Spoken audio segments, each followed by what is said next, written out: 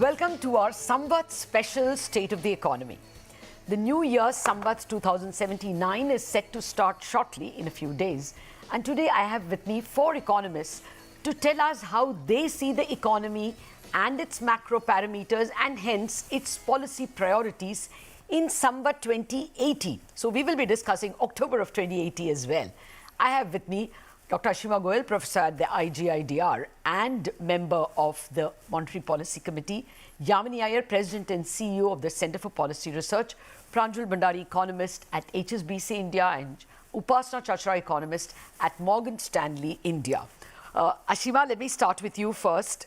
Your MPC minutes were somewhat subdued. You were afraid of the dangers to growth. The RBI, the only official forecast we have is RBI's, which is 6.5%. I can tell you that a dipstick poll I did said that growth next year will not even be 6. I got an average of 5.7. But your thoughts, how worried are you about economic growth next year? I believe that India has space for smoothing external shocks, policy space. And if we do that correctly, then we have a chance of we've been looking for catch-up growth for transitioning to at least a middle-level economy. And that requires both monetary, fiscal policy as well as structural reforms. And, in the era where we've entered, the liberalization era, unfortunately, it's been one, there have been a series of global shocks. And for emerging markets as a whole, it led to very high asset price volatility, stock markets, exchange rates, interest rates, and that impacted growth. But I think now we have learned and we have the policy space. So I always say that we must make sure that real interest rates do not become too high or too low, and that the real exchange rate stays around competitive levels. So that means not too much nominal depreciation. And I think I would like to flag this issue because there's a lot of fear about exchange rate depreciation related to the current account deficit and the drawdown of reserves. A lot of the reserves have decreased because of valuation effects, not because of they've been used up, really. And we have a very large amount. So markets have some confidence in the Indian economy today. They recognize the long-term growth prospects and the policy space. So that's why we've seen that even though the US tightening is going to continue, we are seeing inflows coming back. We are seeing that the depreciation of the Indian rupee and the fall in Indian stock markets has been very low compared to other countries, advanced economies as well as emerging markets. So I think we have a chance if we do the right thing to have good.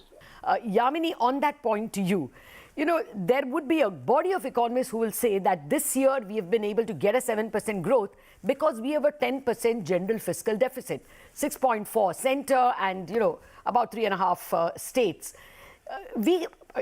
Next year, okay, we may not be as brutally punished as the United Kingdom, but we can't go more than 6.4. Next year, you will have to admit that the fiscal deficit has to be lower than the current year. And you could have the world not giving us too many orders.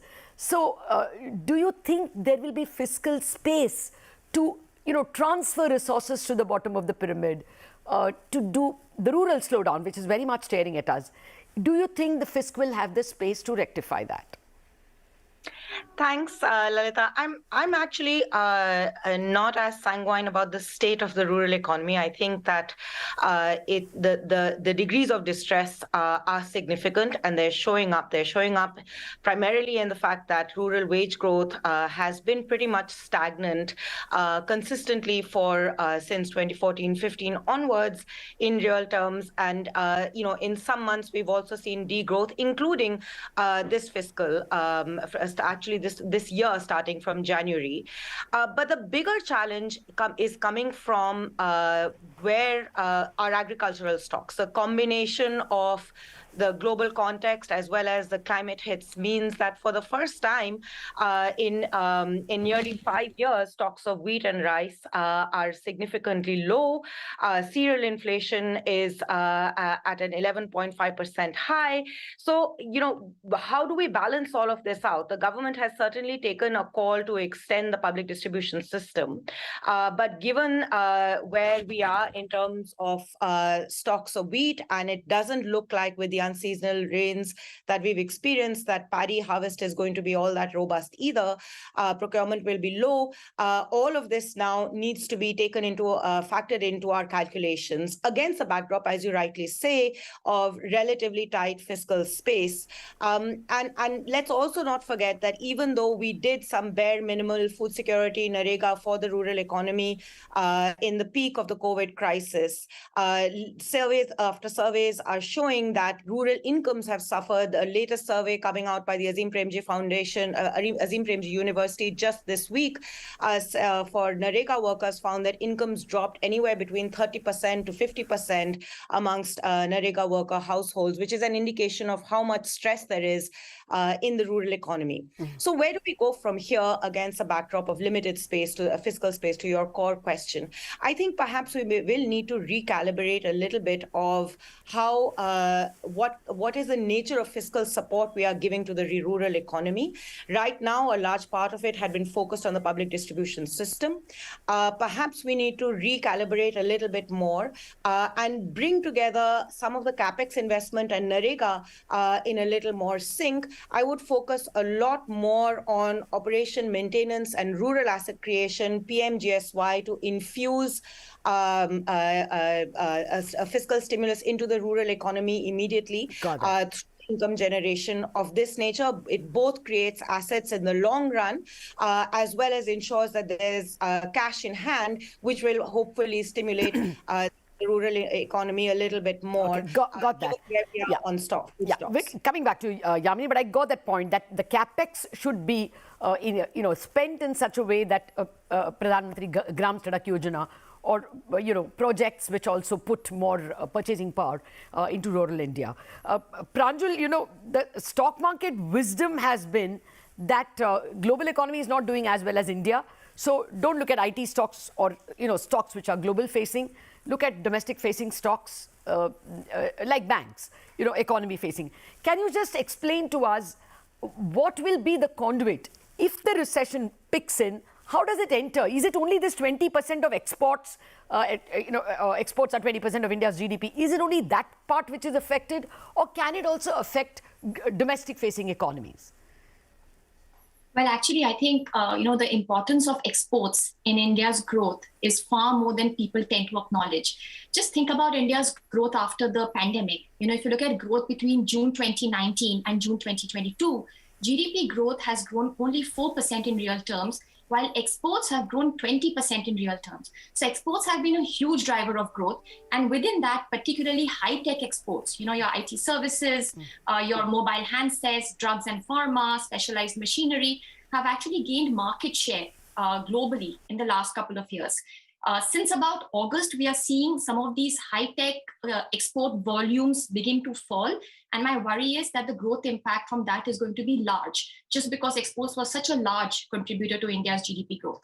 That's one sort of a channel. I think the other channel is inflows. The fact that global liquidity is much tighter right now than before.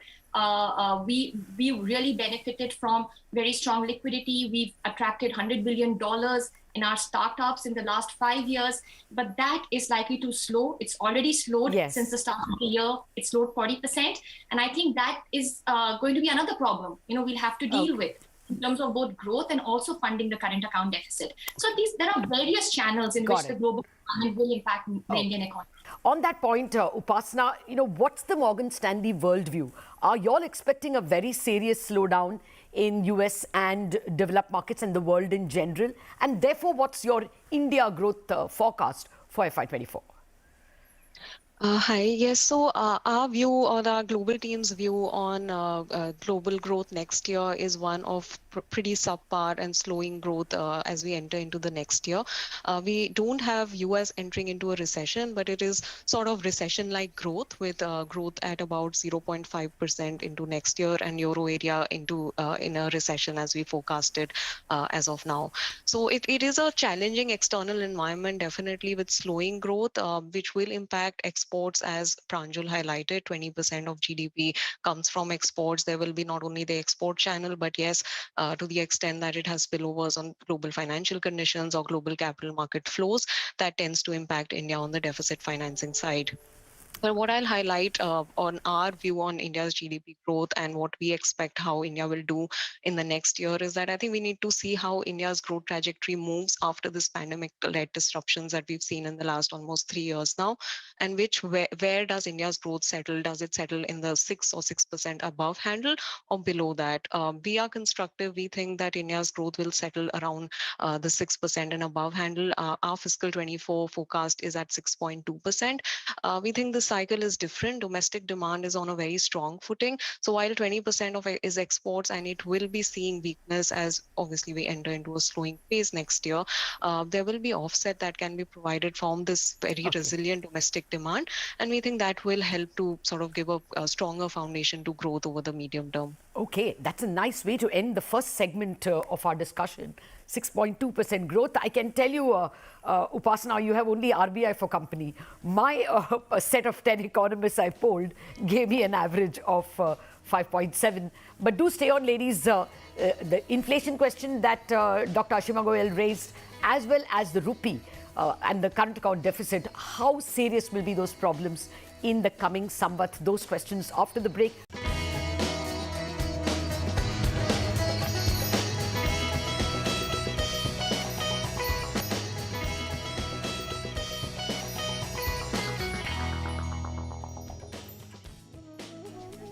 Welcome back to our Samvat special State of the Economy. I have been speaking with Dr. Ashima Goyal, Yamini Aiyar, Pranjul Bhandari and Upasana Chachra.